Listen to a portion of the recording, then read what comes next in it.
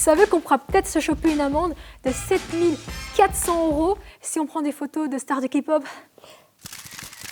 Opa, regarde par ici!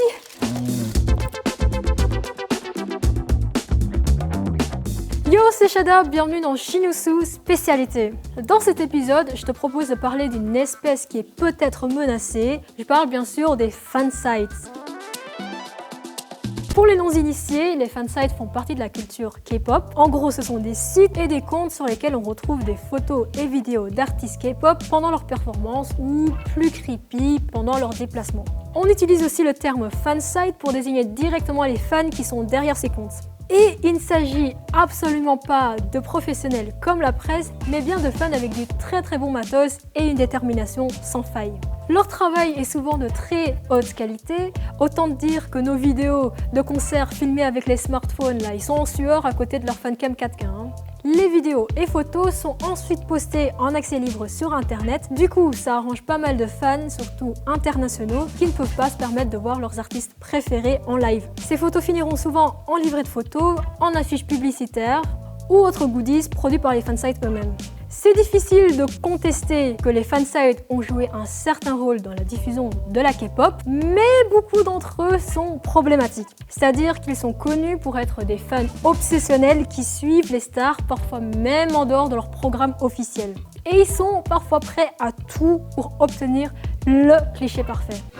Super fansite force! Super méga objectif power!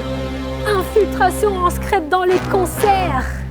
Coup de coude dans la gueule pour dégager la vue. Méga escabeau force pour bloquer la vue de tout le monde. Hiya! Voilà.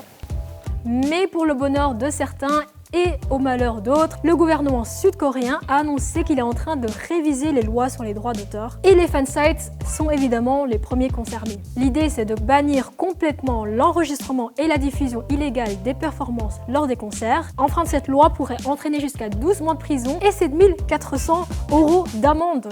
Oui, allô actrice.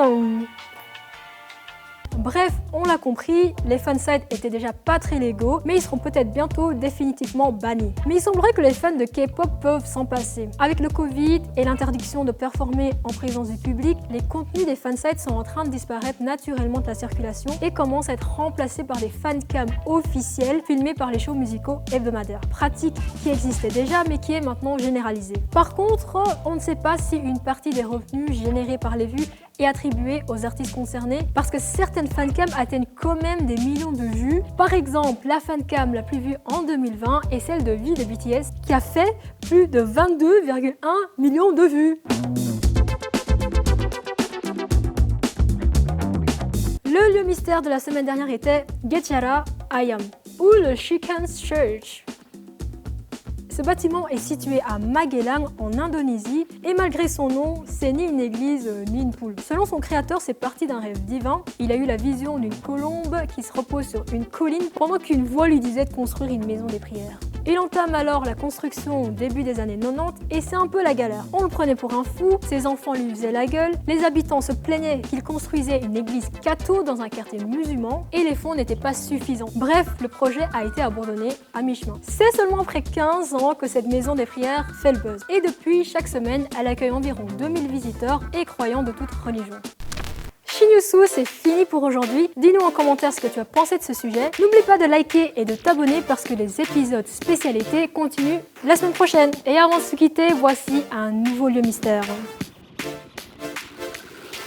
Bye!